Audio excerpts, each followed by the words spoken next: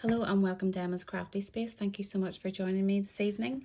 In this tutorial I'm going to be showing you how to make this beautiful little hanging decoration. Now, I don't have twine on mine, but you can add twine onto it just to make it even a hanger, or you could put little magnets on it and you could actually have it as a fridge magnet or hang it off your tree or wall. It's entirely up to you what way you feel you want to use it.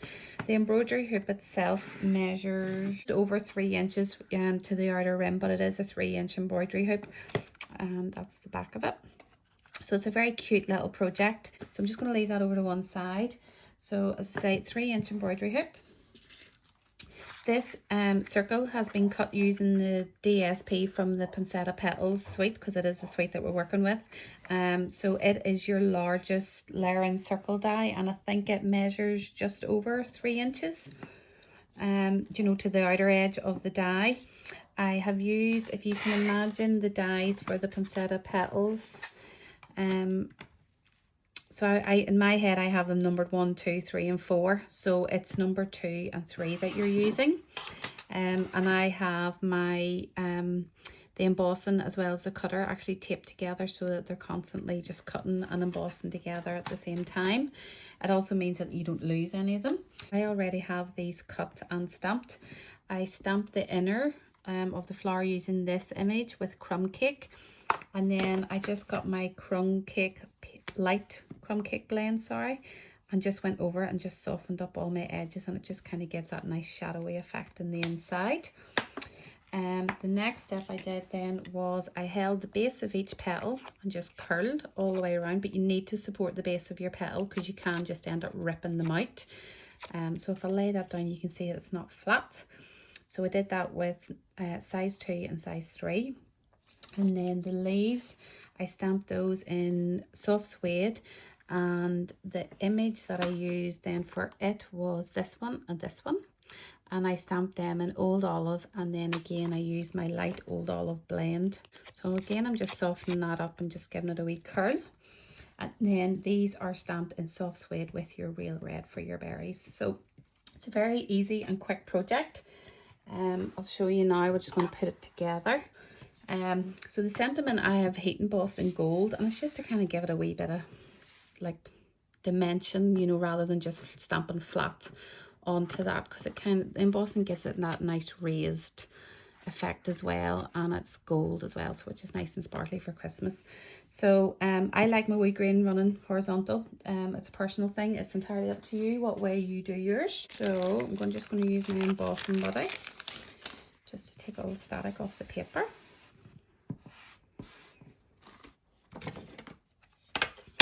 And the grading, I'm just going to go with the same grading, which is my Magic and Wonder Bloom this season, which I think is a very sweet sentiment this time for Christmas season.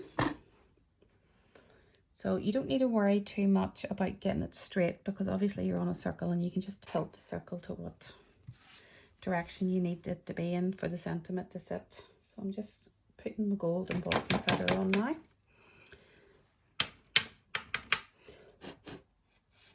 I'm going to go off camera here just to emboss it. So you can see now that I have heat embossed that. You can see how beautiful that gold really looks on that kind of crumb cake and soft suede. So I am going to now glue that to the hoop. So I'll just very, very little bit of glue all the way around the edge of this. Just be careful with your Tombow, because it can come out really quick. So you're literally just kissing the edge of that, just so that you're not getting too much on, because you just need it to stick to the edge of that hoop.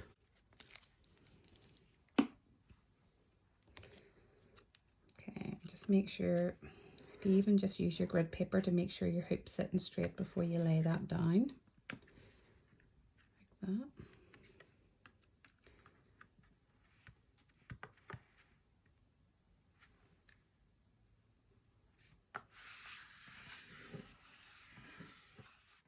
Just make sure it's all sitting down nice and flat to that. Okay, the next thing you're going to do is we're going to piece our flower together. So I am going to use a glue dot for this. Just set that down into the center. They say just remember to hold that down and kind of manipulate your petals up. and then stagger your petals so that where there's a gap you're putting a petal. Okay. Okay, so I'm pretty happy with that and the position of it. Next thing you want to do is you want to get a circle, so a punch circle. It doesn't really matter what size you use, other than you just want it to be smaller so that it's not going to encroach over the edges of the inside of that. I'm using 1 3/8, an old 1 3/8 punch. I don't know if you can still get 1 3/8 punch, but that's one I'm using at the moment. Okay, and I'm going to put a dimensional into the center of it. And the reason I'm putting it into the center, it means then you can tuck all your leaves in behind this, and there's a gap in between it and the flower for you to be able to get your foliage into. So it might be best if you hold it upside down to do that. So you can see now there's a gap for you to kind of stick all this in and around. Okay, so you might be easier if you kind of put your dimensionals around this edge, and it means then you know how far, you know exactly where you're putting things down onto, and it's not going to encroach and over the top of your grading. So put these all in around the sides here.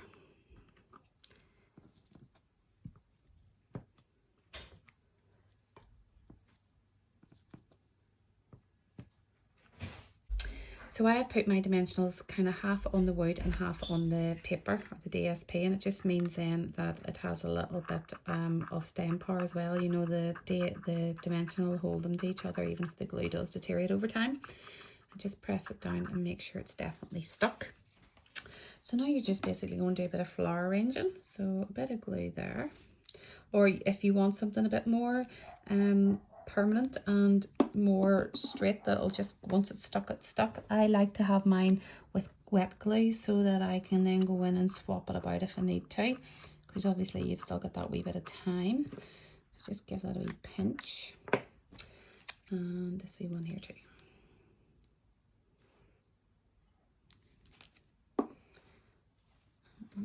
So this here, just in there in that gap. Give them a wee press in. It looks like they're really far over, but I think it is nice just to have that your grating is out there on its own. I'm going to snip a bit of the stalk out of this one. Say this is your kind of wee part to have your own little flower arrangement. So stick that in there. Again, give it a wee press, because you can always fluff your petals up again. And snipping off the stalk again, or just shortening it a little, should I say. And maybe put it in between these two here. Okay, so give that another wee press down. So again, as I say, you can then fluff these up again if you find that they're too flat once you've been kind of pressing against them to get everything in its place. Okay, so the last thing then for the flower, or this little cluster here, is you're going to add the beaded pearls from this suite. If you look at those, they are really pretty. So wee glue dot should hold those, no problem. So again, glue dot in the center of those, and then just arrange it in the center. Okay, let's give it all a good press. Now if you look at the back of that, you can see how little of the circle is actually there, but because you've got those dimensionals, it'll hold it on no problem at all. And then last but not least, you have your bow, which I have already tied. What I will say is try and tie your bows while your ribbon is still on the reel, because it saves you losing so much. Now, like, even look at that, how much I'm losing there. But if I was just to cut off wax a ribbon, I think I would lose even more. So try not to cut off too much. And then again, a glue dot just to hold that. As I say, you could use a wee bit of twine then for the hanger of it. And then just fix that there. And if you're not happy with the tails of your bow, just trim them down to whatever length you want. Do you know, at the end of the day, this is your project, so you can just make it your own.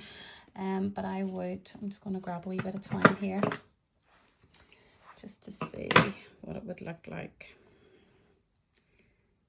So tie that up there.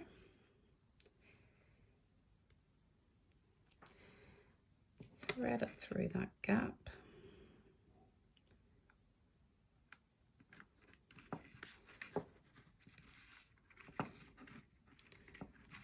And then that is your hanger. So you can see that it is a really simple but really lovely present. And a wee bit of gift wrap or something around it, or a wee presentation box of its own, it would be absolutely gorgeous. So thank you so much for joining me. I hope you've enjoyed the tutorial, and I would really love to see if you have ever had a go at making something like this yourself. Thanks for now, and take care.